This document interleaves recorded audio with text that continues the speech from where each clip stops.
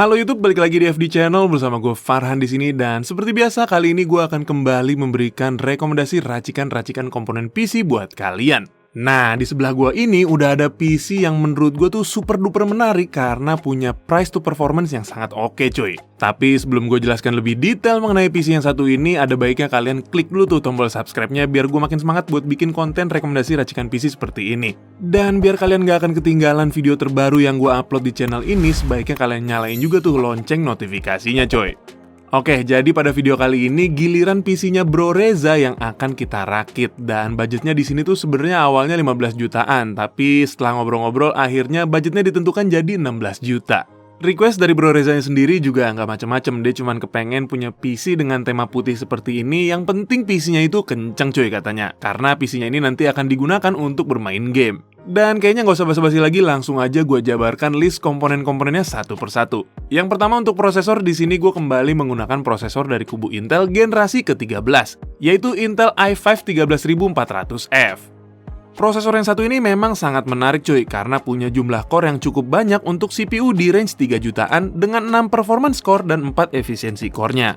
Lalu untuk mendinginkan prosesor ini, kita menambahkan CPU cooler tambahan dari brand Deepcool. Dan ini adalah Deepcool AK400. Walaupun belum memiliki fitur RGB di dalamnya, tapi CPU cooler berjenis tower ini memiliki performance yang cukup oke di range 300 sampai 400 ribuan. Ditambah penampilannya yang simple dan minimalis menambah kesan luxury dari PC ini.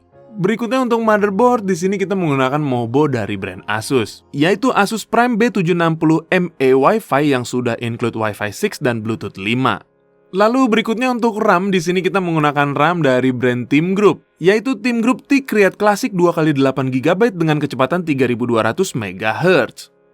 Next untuk storage-nya, di sini kita menggunakan SSD NVMe Gen 3 dari brand Team Group juga nih. Dan ini adalah Team MP33 Pro berkapasitas 1TB. Nah, berikutnya untuk kartu grafis, di sini kita lagi-lagi kembali menggunakan GPU kubu hijau dari brand Zotac, yaitu Zotac Gaming GeForce RTX 3060 Ti Twin Edge 8GB GDDR6X. GPU ini merupakan salah satu alasan kenapa budget yang awalnya 15 jutaan jadi 16 jutaan. Karena sebelumnya kita berniat menggunakan RTX 3060 Ti dari brand palit yang lebih murah. Tapi karena ownernya ingin menggunakan RTX 3060 Ti dengan versi terbaru yang menggunakan VRAM GDDR6X, jadilah kita pilih GPU dari brand Zotac ini. Lalu untuk urusan suplai daya, di sini gue kembali mempercayakan power supply kepada brand FSP. Dan ini adalah FSP HV Pro berkapasitas 650 watt dengan sertifikasi 80+ Bronze. Lalu untuk rumah dari PC ini, sebenarnya kita kembali menggunakan casing yang sama seperti di konten kita sebelumnya, cuman kali ini casingnya itu berwarna putih. Dan ini adalah casing Montech R100 ERGB. Ya mungkin kalian udah pada tahu lah ya, karena casing ini sering gue gunakan pada konten-konten rakit PC sebelumnya. Doi ini merupakan casing berukuran MATX yang sudah include dengan 4 buah fan ERGB lengkap dengan hubnya. Side panelnya juga sudah menggunakan kaca dengan mekanisme magnetik dan engsel. Oke, itu aja sih komponen yang gue gunakan pada rakitan kita kali ini. Dan seperti biasa sebelum kita tes performance dari PC-nya, kita intip dulu proses perakitannya cuy. Let's go!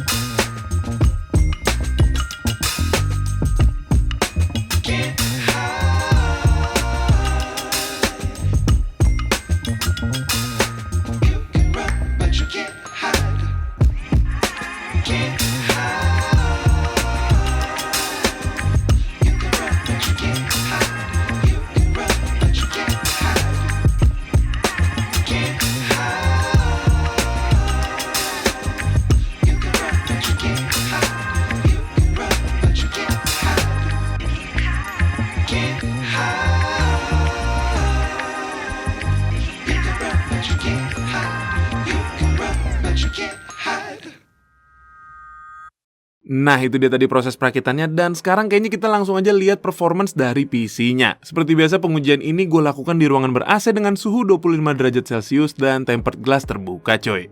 Pertama-tama kita mulai pengujiannya menggunakan 3D Mark Time Spy, mendapatkan 12.304 poin untuk grafik skornya dan 12.113 poin untuk CPU skornya. Pada pengujian ini, suhu tertinggi dari VGA card-nya berada di 73 derajat Celcius dan prosesornya berada di 56 derajat Celcius.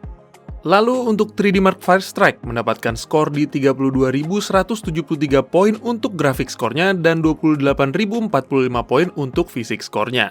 Pada pengujian ini, suhu tertinggi dari GPU berada di 73 derajat Celcius, sedangkan CPU-nya berada di 52 derajat Celcius.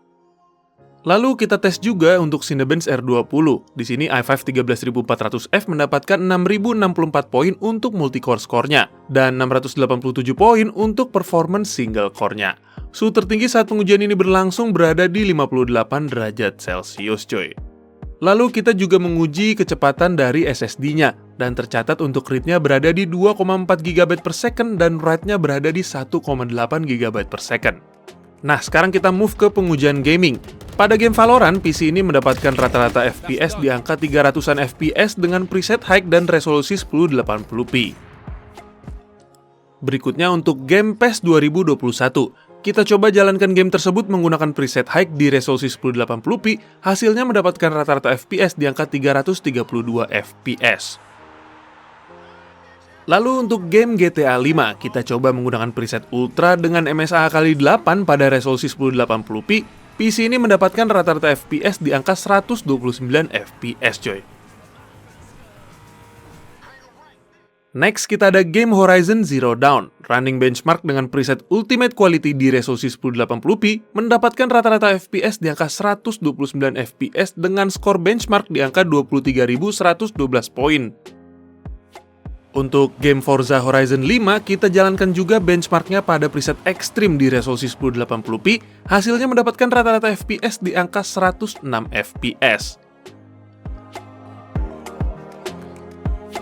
Lalu pada game Red Dead Redemption 2, kita coba menggunakan preset Favor Quality rata kanan, hasilnya PC ini mampu menjalankan benchmarknya dengan rata-rata FPS di angka 93 FPS.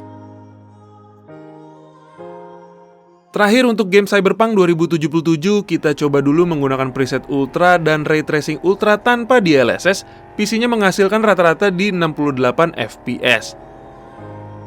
Dan jika kita coba menyalakan DLSS-nya pada preset Quality, rata-rata FPS-nya naik ke angka 92 FPS. Lalu berikut ini adalah konsumsi daya listrik PC-nya saat gue coba memainkan game Cyberpunk, dan daya ini pure PC only ya, tanpa menginkludkan daya dari monitor.